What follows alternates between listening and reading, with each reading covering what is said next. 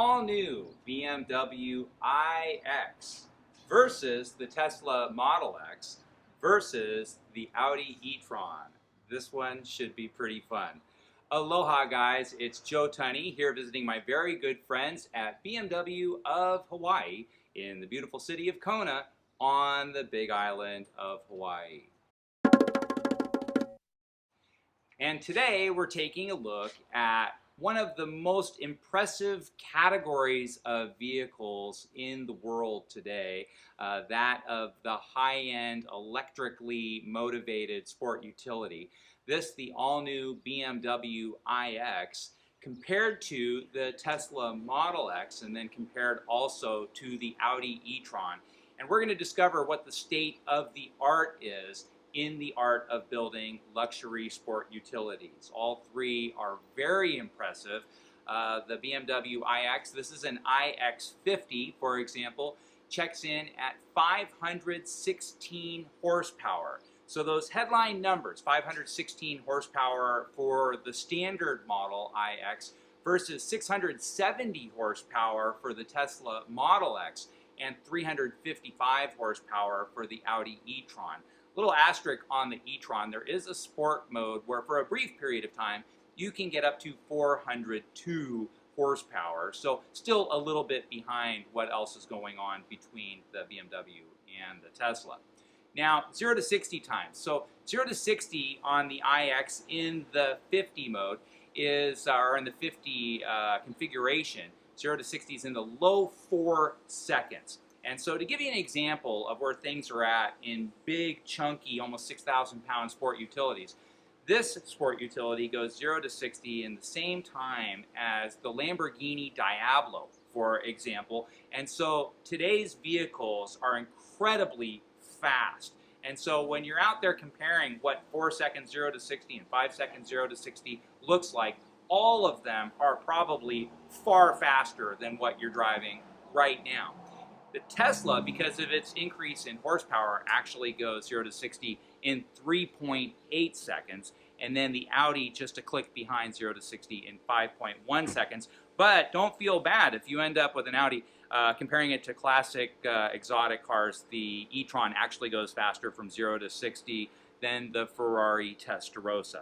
The big thing, though, on these is going to be range. Range is so important on an electric vehicle. The X5 or the iX in 50 trim goes 324 miles, for example, on a full tank of electrons, whereas the Tesla does it in 351 miles. Again, a click behind would be the Audi e-tron, which has a 220-mile range, either 218 or 222, depending on if you're getting the standard model or you're getting the fastback model. Now, you've heard me talk about, especially when I talk about BMWs, my favorite transmission in the world is the ZF8HP, 8-speed transmission. A lot of vehicles are up to 10-speed automatic transmissions these days, but not these electronic vehicles. These electric vehicles are all single-speed, direct drive, and so they don't have the kinds of transmissions that we've grown up with. In fact, cars of the future just won't have transmissions anymore like we've come to know throughout the history of vehicles. All this new technology, all this power, is this something I need to be worried about whether I buy any of the brands? Well, they're all going to come with the 4-year, 50,000-mile bumper-to-bumper warranty that we've come to know on luxury cars since forever. However, on the electronic components, the EV components, on the BMW and the Audi both, you're going to get 8 years, 100,000 miles. So probably longer than you're going to be owning the car. You're going to feel very comfortable with where things are at. The Tesla clicked better than that, actually, at 8 years, unlimited miles on the EV warranty. So if you compare the headline information, the horsepower, warranty, the 0 to 60, it's like, I get it. It's the Tesla hands down. Who do I make the check out to? But it's not quite that easy. You see, how the Tesla achieves those numbers is simply different than the way the other vehicles do, especially the BMW. And let's start by taking a look around. So the BMW, this is a totally custom, bespoke, right, custom tailored body and chassis that's unique to this vehicle. It doesn't share anything with the outgoing X5 or X6, for example. This is an all aluminum space frame, and then the body is made of not only high strength steel, but aluminum, thermoplastic, and carbon fiber reinforced plastic as well. And so although it is 5,700 pounds versus Tesla, for example, which is 5,600 pounds, it allows for a vastly more sumptuous interior experience than what the Tesla offers. Audi, using a lot of things that we're familiar with, including the body style, the Audi's a click heavier at 5,800 pounds. And let's continue to take a look. In fact, we'll take a look inside. So the interior is really, really different than what we've experienced from BMW before. This one, just a basic model, right? 14.9-inch screen over here, 12.3-inch screen over here. This has the standard stereo system. It's a Harman Kardon setup, and it has 18 speakers, including speakers built into the headrests and subwoofers built into the rear seat, so you get that real movie theater powerful experience just with the standard model. If that's not good enough, Bowers & Wilkins has a 30 speaker setup that's available in upgraded trim packages. So I'm going to show you something up front too, and the style wise, you're going to see how the style of this vehicle contributes to the overall effectiveness of how it goes about what it does.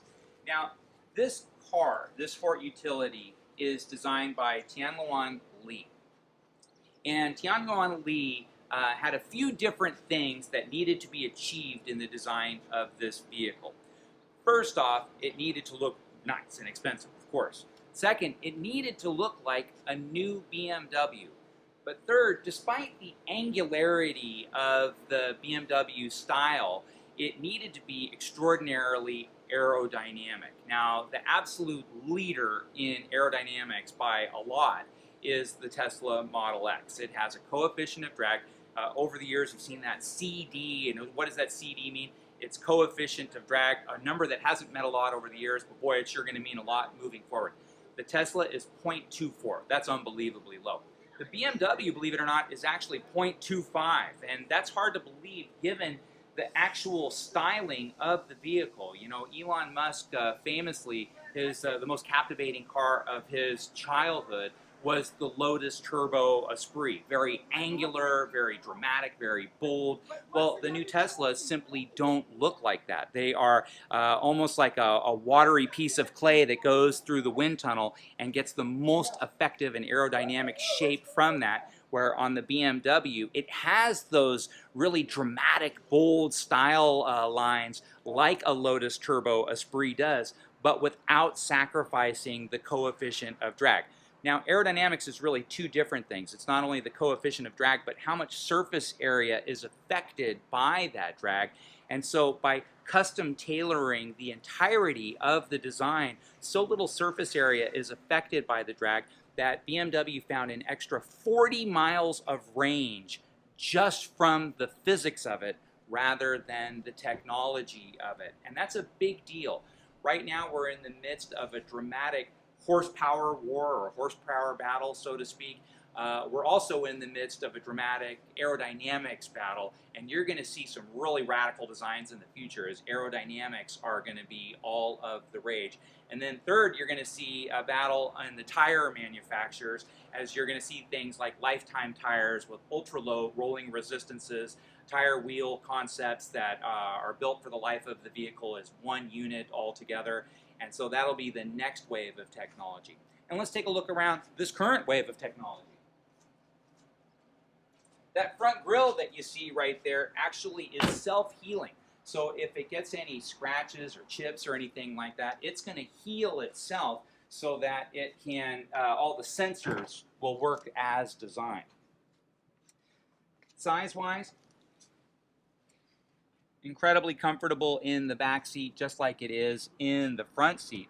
If you look at the glass sunroof up here, it looks like it's tinted, but actually with the push of a button, it's not tinted. So these electrochromic glass sunroofs, Again, super futuristic. And so if you like it dark, push a button, it's dark. You don't want it dark, push a button, it's not dark. Let's take a look in back.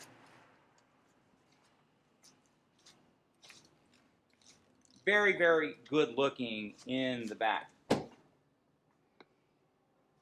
And then, although it has a battery in the front and a battery in the back, they all do.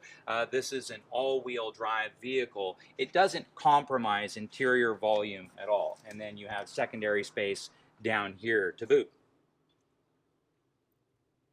In fact, the only one that doesn't have a battery in the front and the battery in the back is the Tesla Model X Plaid, because it has 3 batteries instead of 2, over 1,000 horsepower and 0 to 60 in 2.1 seconds. And so if you want that riding a lightning bolt experience, that's definitely the one for you. But if you want something that's going to be just a super duper comfortable everyday driver that accomplishes all your goals in a way that's incredibly fast, it's going to be tough to beat the iX.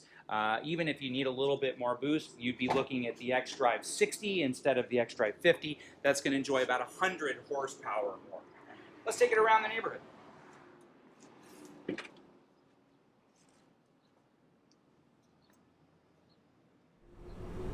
Heads-up display, unbelievably smooth, really cool interior.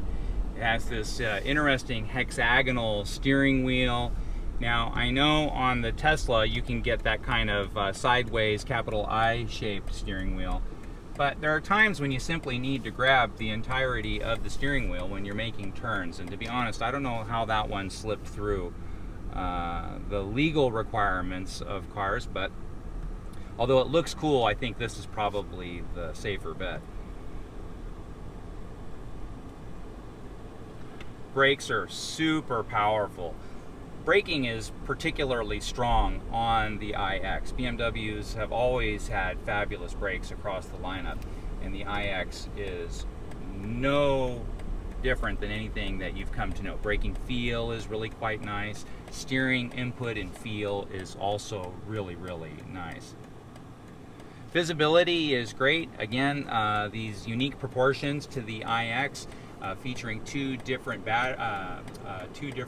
electronic or electric motors, and then one giant battery in the middle. It doesn't compromise things at all, actually. You wouldn't even know the difference, other than the pure silence, that it was anything other than a traditional X5. Now, 0 to 60 in the same rate as a Lamborghini Diablo in a base model. Holy cow. Just unbelievably fast and smooth. It's a different feel in an electric vehicle than it is in a gas-powered vehicle. It's almost as if you're sitting still and the world's racing at you rather than you racing through it, because you don't have that visceral feel of the sound of the engine increasing, the shifting of the gears, the rear end squatting down under full throttle. It doesn't have anything like that. It's unbelievably composed and then just rockets ahead. And then going over terrible road patches like this, God, you wouldn't even know it. It's not smooth like a luxury car. It's smooth like there's no bumps whatsoever underneath you. It's really, really impressive. And then again, that acceleration is incredible. It almost feels like an electric-powered roller coaster, that incredible rush, and then just that tiny bit of audible whine to let you know that you're accelerating. It really feels just like a roller coaster. There's no other way to say it. It's super fun.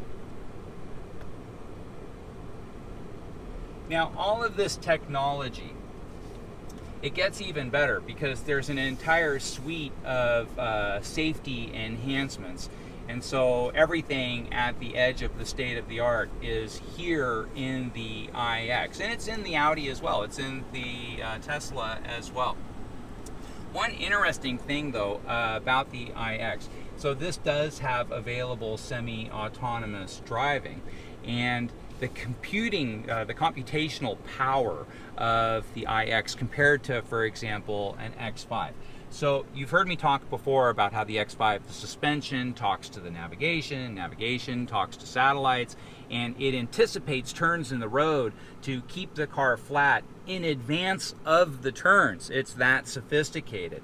Braking systems, acceleration systems, they're all computer controlled by these very powerful computers in the modern world. So taking that as a platform and comparing it to the computational power of the iX.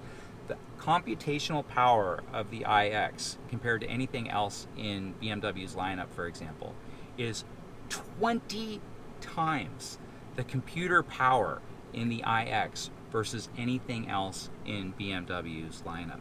That's why things like available semi-autonomous driving are available, because the computational power is just so dramatically different than anything else in the lineup. One thing that's a very real-world concern that a lot of people are going to have, that these electric vehicles are so provocative. They're not just better than their gas-powered contemporaries, they're much, much better. And that race ahead, that separation, Russell Wilson, the famous quarterback, says the separation's in the preparation. And what these manufacturers have prepared moving forward is for an entire electric vehicle generation. And so for those of us who've purchased gas-powered cars, it's like, holy smokes, is my thing going to be worth anything in the future? And so that's a very real-world reality for those of us shopping for a car in today's market. You know, we went through this before in 2008, 2009, where gas prices were so expensive and everybody was getting out of gas vehicles altogether because gas was, $5 a gallon, more than $5 a gallon, and all these big V8 sport utilities were only getting 15, 16 miles per gallon out in the real world. And everybody was getting into hybrid technology like it was going out of style. And then the economy boomed and everybody's house tripled, and they wanted to go right back to that kind of Cadillac Escalade mentality and kind of forgot that there was this battery-powered technology that was fantastic 15 years ago. Well, it's unbelievably fantastic now.